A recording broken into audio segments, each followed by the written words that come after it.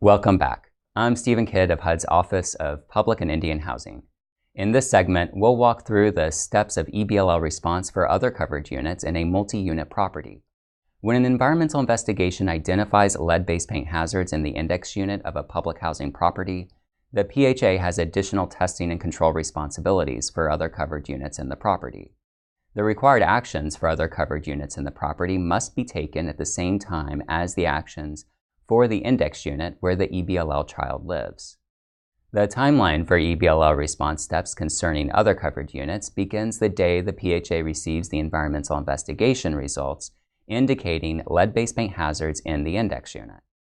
Upon receiving those results, the PHA must perform a risk assessment on all or a sample of other covered units, that is, public housing units in the property where a child under age 6 lives or is expected to live, and associated common areas. These risk assessments must be performed by a certified lead-based paint risk assessor, but the timeline for conducting the assessments and the number of assessments to be conducted depends on the size of the property. For properties with up to 20 other covered units, risk assessments must be conducted within 30 calendar days of receiving the environmental investigation results. For properties with more than 20 other covered units, risk assessments must be conducted within 60 calendar days of receiving the environmental investigation results. Note that for other covered units, the PHA is required to do a risk assessment, not an environmental investigation, as is required for the index unit. A risk assessment is an on-site investigation to determine the existence, nature, severity, and location of lead-based paint hazards. It also includes a report explaining the results and options for reducing lead-based paint hazards. It can be performed only by risk assessors certified or licensed by EPA or an EPA-authorized entity.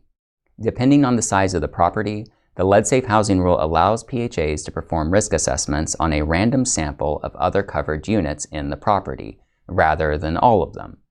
Sampling is allowed because in most instances, a pattern can be determined after inspecting a fraction of the units. The number of units required for the sample depends on the age of the property and the number of units in the housing development.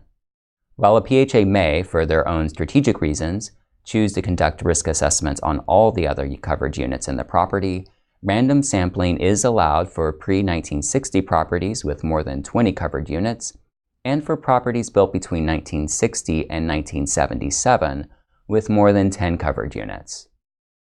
Table 7.3 in HUD's Guidelines for the Evaluation and Control of Lead-Based Paint Hazards in Housing provides guidance on the sample sizes required and how to select an unbiased sample, but your certified lead-based paint risk assessor will likely design and implement the sampling protocol. After the risk assessments on the other covered units are complete, the PHA must address any findings from these assessments.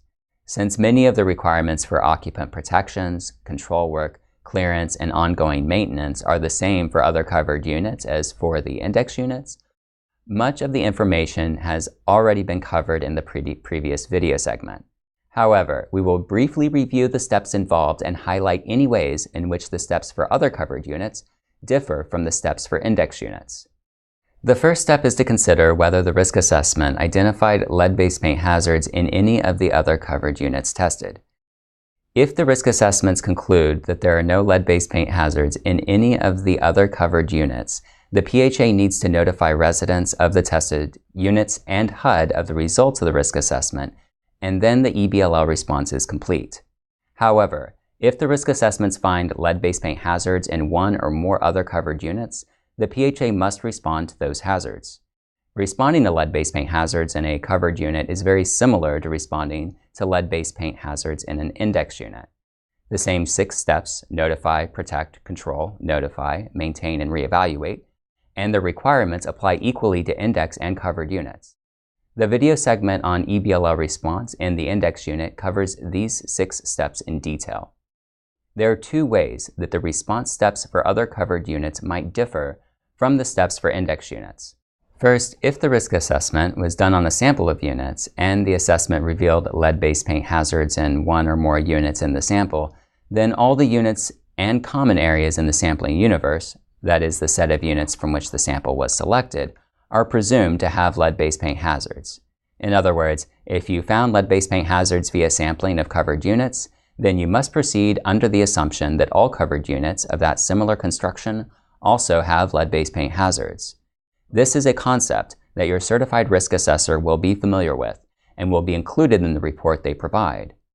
Second, unlike with the environmental investigation, the PHA can notify residents of the risk assessment results by centrally posting in an accessible common area, since there should be no PII in the risk assessment.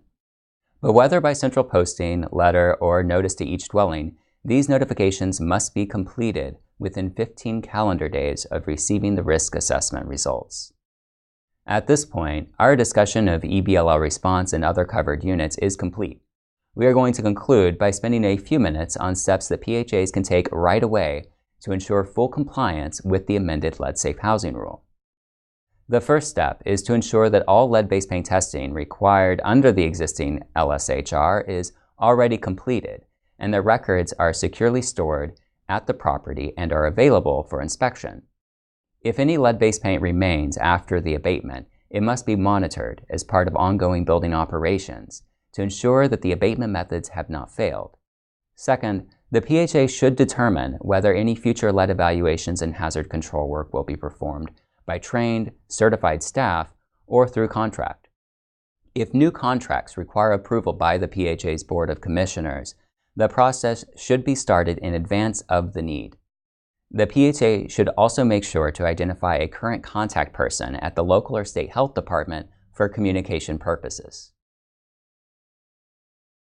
Finally, you may also want to inform residents of the risks of lead-based paint and encourage them to have young children tested for lead in their blood. For this purpose, HUD has produced a fact sheet entitled Update for Families in Federally Assisted Housing that you can print out and distribute or put on your website.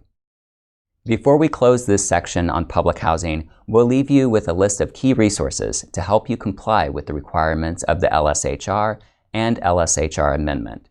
All of these resources are available on the HUD Exchange. If you would like further information concerning EBLL response action steps in public housing, please review the fact sheets for PHA staff and families, the LSHR itself, HUD's guidelines for the evaluation of control of lead-based paint hazards in housing, and Notice PIH 2017-13. All of these resources are shown on your screen and will be linked in the accompanying notes.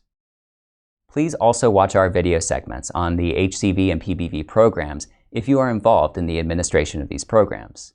Finally, email any questions and comments you have on this video, as well as requests for additional resources on the lead-safe housing rule to leadregulations@hud.gov.